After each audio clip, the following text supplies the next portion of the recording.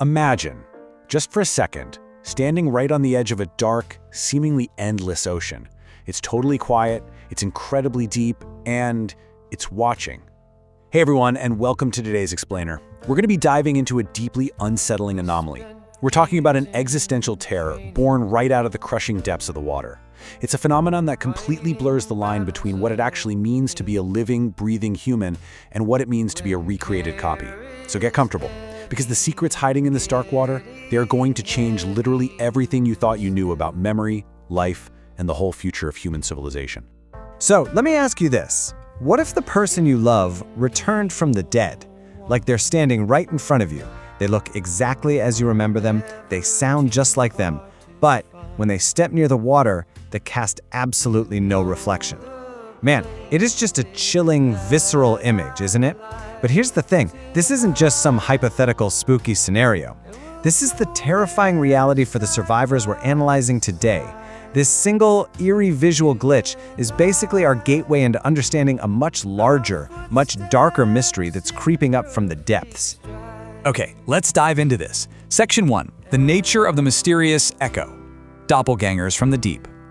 To really wrap our heads around what we're dealing with here, we first have to define what an echo actually is. Because look, these are not ghosts. We're not talking about spirits haunting a creepy old hallway. An echo is a literal, physical projection. They emerge directly from the extreme depths of the ocean. And get this, they are assembled entirely from the memories of others. Memories that have somehow been stored and preserved right there within the water itself. It's almost like the ocean collects these fragmented memories, pieces them together like a giant puzzle, and forms a physical entity that looks, speaks, and acts exactly like a normal person. They literally walk among us, practically indistinguishable from the actual people they're mimicking. Now, when we actually put them side by side, a living human on one hand and an echo on the other, physically, they are perfectly identical. The ocean's memory reconstruction is just flawless. But there is one critical, terrifying difference. The echo lacks any reflection in water. It's wild.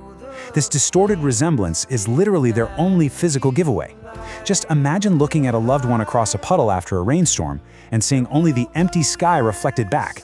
That lack of reflection, that is the chilling signature of their true aquatic origins. Moving on to Section 2. The tragedy of fake identity. The horror of an unaware existence. So, the missing reflection is definitely scary, for sure. But the true horror here? It really lies in the complete loss of self-identification. Take the story of a girl named Aoi. The entity we're looking at here is an exact replica of Aoi. And the truly heartbreaking reality is that this echo fully, 100% believes her feelings and memories are completely real. She doesn't have a clue she's a product of the ocean. Actually, she's completely unaware that the real Aoi died 3 years ago. I mean, just imagine the absolute terror of that kind of existence. Suffering from a complete loss of self, believing with your whole heart that you are human, completely oblivious to the fact that you're just an illusion made of water and stolen memories. Next up, Section 3. The illusion of real feelings. Loving a projection. Because these echoes take the form of long-dead loved ones, you can imagine they trigger this chaotic, agonizing mix of false hope and deep panic among the living. Consider the poignant trauma experienced by a survivor named Ren. He went through this incredibly heavy emotional journey of falling deeply in love with someone he thought had miraculously returned to him. But the crushing reality? He eventually figured out his loved one was merely a projection. He wasn't loving a human being at all. He was loving a manifestation of the ocean's memory. It's a devastating emotional trap, honestly. The ocean literally weaponizes grief and love right against the survivors. And you know, all of this brings us to a really profound, almost paralyzing question. If these echoes, like the replica of Aoi we talked about, if they feel genuine pain, if they feel real fear, and if they are fully capable of experiencing genuine love, can they be considered alive? I mean, despite being a product of the ocean's memory, their emotional resonance is entirely real. And this places just an agonizing burden on the survivors. Seriously, how do you mourn, or how do you fight an entity that cries real tears and loves you with all its borrowed heart?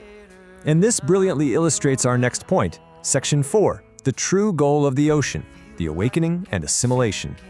You see, these echoes are not just isolated, random incidents. No way. They're part of a massive, coordinated event.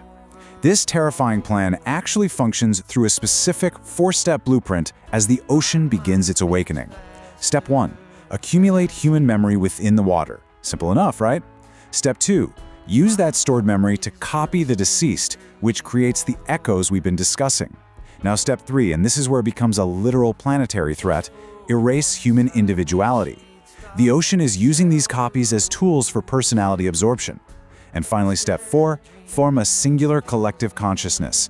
The ocean is basically seeking to unite all of humanity into one massive mind, a state where there are no more secrets and absolutely no more loneliness. It is the systematic, methodical destruction of human individuality in favor of a quiet, watery hive mind.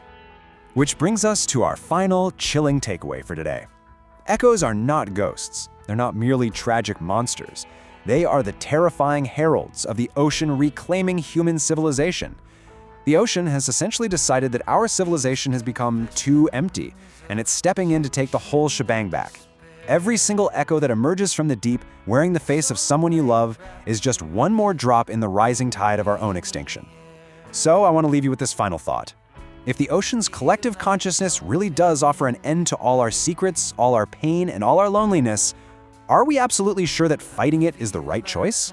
Or are we already too empty to resist the tide? Thanks so much for joining me on this explainer. I'll see you next time.